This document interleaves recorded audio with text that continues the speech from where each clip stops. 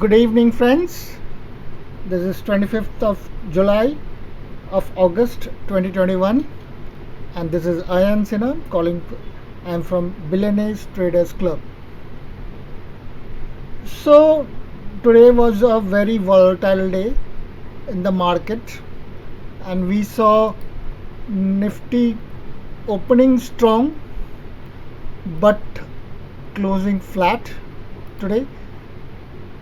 We also saw Bank Nifty closing about 125 points down, even though it opened strong today. Now let us see where our global markets and how they performed. We can see like Shanghai, China, Hang Seng, Taiwan, SET, Kospi, all of these markets, they closed, some of them closed flat. Taiwan closed positive, Hang Seng negative, and Shanghai also closed slightly positive. Nikkei was negative. So on the whole, we can say that Japanese market, Hong Kong market, these were more or less flattish today. If you look into New Zealand and Australian, they were also flat. And if we look into European markets, they were slightly positive. They are still open and they might close in a while. And we can see that DAX, the German market, very important for the European markets, is flattish to negative. UK market again flattish. So we can say that the markets are indecisive at the moment. The VIX has risen. It closed at 13.4975. Dow Jones, the US markets have opened and they seem pretty flattish at the moment, even though positive. If we look into Dow futures on a 5-minute chart has gone positive. On a 30-minute chart, it is positive, and we do not know what the future might hold for US markets after the taper tantrum. SGX Nifty on a 5-minute chart is negative at the moment. On a 15-minute chart, it is slightly positive.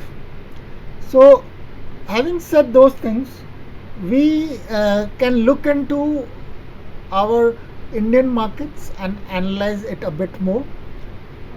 One thing I would give you some certain data that today FIIs did sell off quite huge, about 1071.83 crores, while DIIs were also negative, but they were not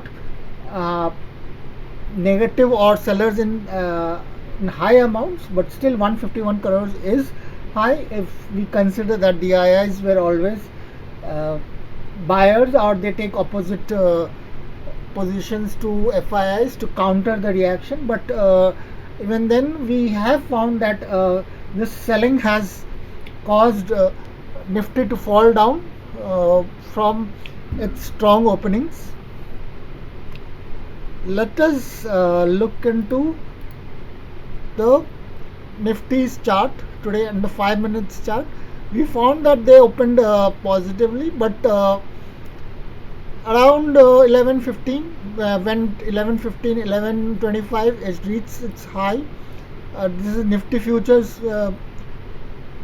chart with high volumes, and throughout the day there has been high volume. It did fall.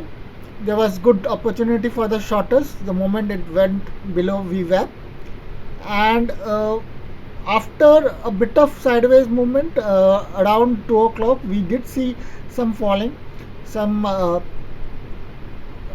call writing happened there, and some long unwinding also happened, and it did close to good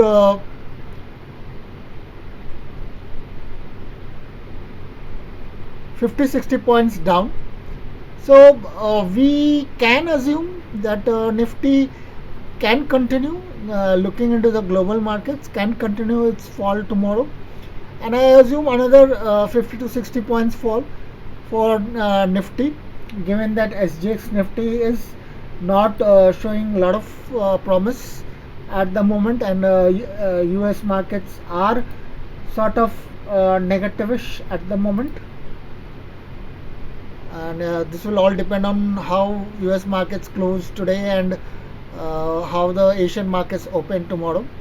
Bank Nifty similarly uh, opened strongly, did after falling around 1135, had a sideways movement and maintained its positions in sideways movement after falling 101 points during the day.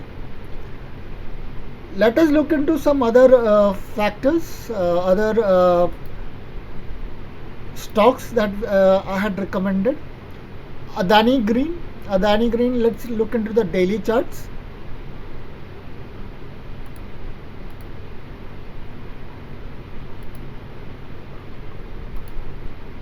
Adani Green, I